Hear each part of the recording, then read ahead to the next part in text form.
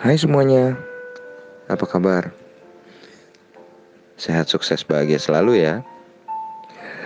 Sebelum kita mulai podcast kita, tolong subscribe, like, share sebanyak-banyaknya supaya channel ini dapat lebih bermanfaat dalam memberikan edukasi dalam investasi dan pasar modal. Dan jangan lupa nyalakan lonceng notifikasinya supaya Anda bisa mendapatkan update terbaru setiap kita merilis video, baik itu berupa outlook pagi hari, review, maupun rekomendasi. Juga berbagai insight mengenai investasi dan pasar modal. Oke, mari kita mulai saja insight kita hari ini. Temanya mau kaya, yuk cicil masa depan. Sejak kecil, Anda, saya pasti pernah diajarkan untuk punya rumah sendiri, supaya bisa punya rumah sendiri. Membeli rumah ada dua fungsi. Yang pertama, fungsi utama sebagai tempat tinggal. Yang kedua, banyak juga yang menjadikan rumah sebagai produk investasi. Nah, biasanya orang membeli rumah dengan cara mencicil.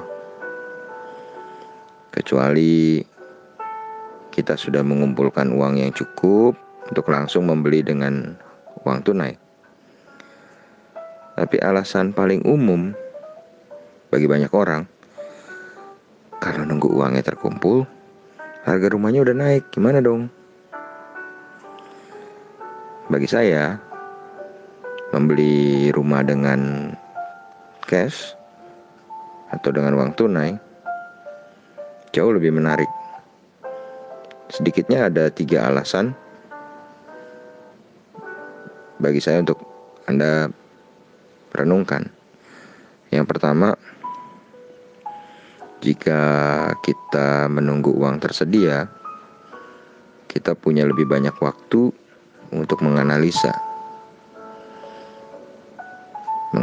segala aspek. Yang kedua, dalam proses menunggu akan ada berbagai rumah baru yang lebih menarik, baik secara model maupun secara harga. Bisa jadi ada orang yang kepepet ingin menjual. Yang ketiga, bila semakin banyak uang yang kita kumpulkan, maka jenis rumah yang available akan makin banyak. Namun, kalau Anda ingin membeli dengan cara mencicil, maka ada beberapa hal yang harus Anda sadari lebih dahulu. Yang pertama, biasanya total pembayaran kita adalah 2 kali lipat dibanding kalau kita membayar dengan tunai. Biasanya, contoh, uang tunai rumah senilai 500 juta. Kalau Anda convert ke cicilan, maka uang yang dikeluarkan untuk rumah yang 500 juta itu bisa sampai 1 miliar. Jika Anda nggak masalah, maka silahkan melanjutkan. Ini adalah bagian yang harus kita terima jika mengambil tindakan mencicil. Yang kedua, jika ekonomi memburuk, maka ada kemungkinan cicilan naik karena suku bunga juga ikut naik. Dan ada kemungkinan pula penghasilan kita berkurang atau hilang karena ekonomi yang memburuk. Nah, bagian ekonomi memburuk ini harus kita persiapkan.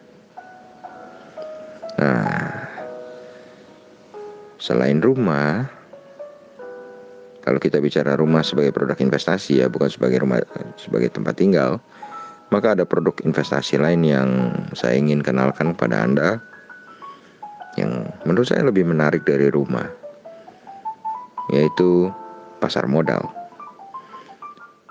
Cara menghasilkan uangnya sama, yaitu menjual untuk mendapatkan keuntungan atau capital gain.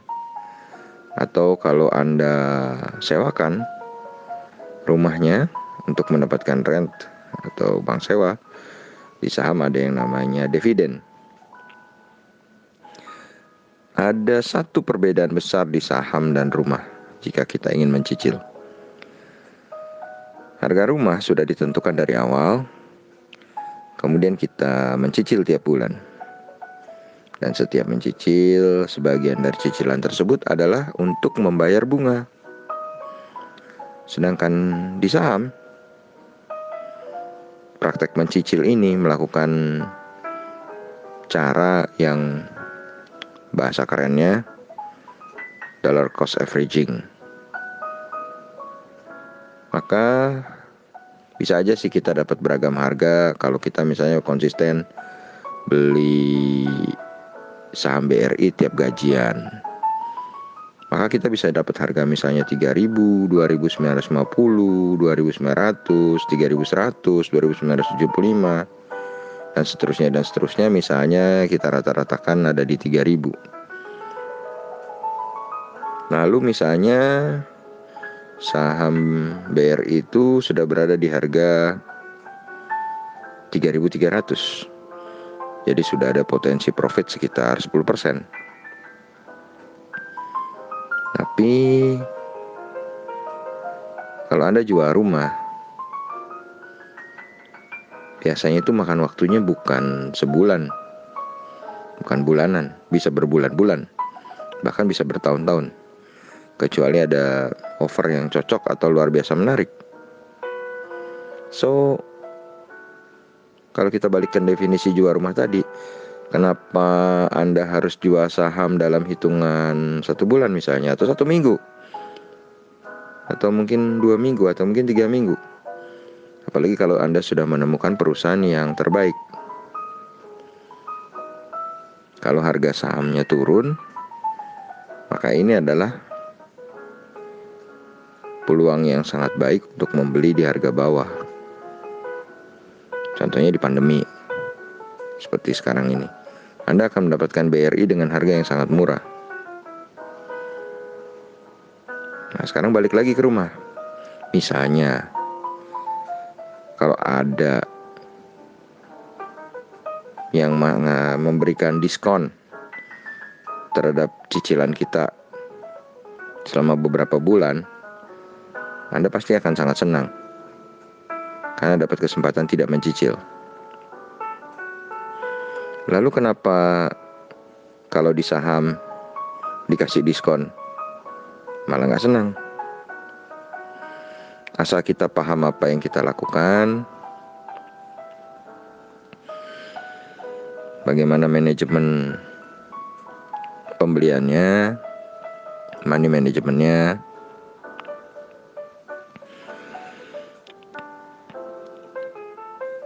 Kalau kita ingin peluang yang lebih besar, kita bisa menerapkan apa yang selalu didengung-dengungkan oleh Warren Buffett. Beli perusahaan terbaik yang dikelola orang terbaik di harga yang terbaik.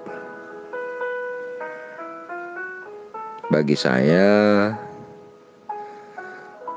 lebih aman berinvestasi di saham dari perusahaan terbaik daripada misalnya gini, berapa besar sih peluang rumah kita akan bertahan dalam let's say 20-30 tahun ke depan? Apa rumah itu gak akan rusak, perlu renov dan sebagainya? Itu kalau bagus bahan bangunannya, konstruksinya. banyak yang 5-10 tahun aja sudah masalah. Kita bandingkan juga rumah itu, kalau kita beli misalnya perusahaan-perusahaan raksasa, BCA, Indofood, Astra Internasional, Bank BRI, Bank Mandiri. Nah, selama proses mencicil rumah, tidak ada pengetahuan yang bisa ditingkatkan, stagnan. Tapi dalam mencicil saham, kita bisa belajar banyak hal.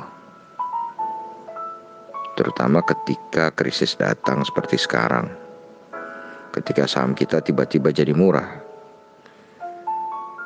Mentalitas kita akan diuji, kesabaran kita, pengetahuan kita, mindset kita. Dan itu akan membuat kita semakin tangguh, semakin bijaksana, semakin ahli dalam berinvestasi. Semua jelas beresiko. Yang kita lakukan bukan menghilangkan resiko, tapi mengatur resiko yang ada. Itulah peran bukan hanya money management, tapi mindset dan psikologi. Itulah sebabnya kami di komunitas BES dan sekolah saham BES mengedepankan filosofi bahwa di dalam saham Anda harus mengedepankan resiko. Anda harus mengukur resiko. Anda harus memiliki mindset yang benar. Oleh karena itu channel Cara Kaya ID ini menitik beratkan insight-insightnya pada pembentukan mindset. Dan dalam melakukan hal ini butuh konsistensi untuk mencapai tujuan investasi yang sudah kita tetapkan. Kita harus terus melakukan pekerjaan kita, terus mencicil di perusahaan yang terbaik menurut kita. Gak peduli terjadi keadaan apapun. Satu-satunya alasan saya bisa berhenti mencicil adalah ketika tidak menemukan sesuatu yang menarik, alias harga saham sudah menjadi terlalu mahal. Nah, ketika harga saham sudah terlalu mahal, nah Anda nggak ketemu saham yang murah, nggak menarik, di situ mungkin Anda bisa mempertimbangkan opsi untuk menjual. Ini yang tidak bisa didapatkan dari mencicil sebuah rumah. Inilah sebuah cara yang mungkin sedikit kontroversial, tapi menurut saya sangat baik dalam mencicil masa depan Anda, membangun kekayaan Anda untuk Anda menjadi lebih kaya. Terima kasih banyak. Semoga bermanfaat. Semoga Anda terus mendapatkan kemajuan dalam berinvestasi dan bisa meningkatkan kekayaan dengan lebih cepat dan lebih baik. Maju terus, semangat terus, sehat terus.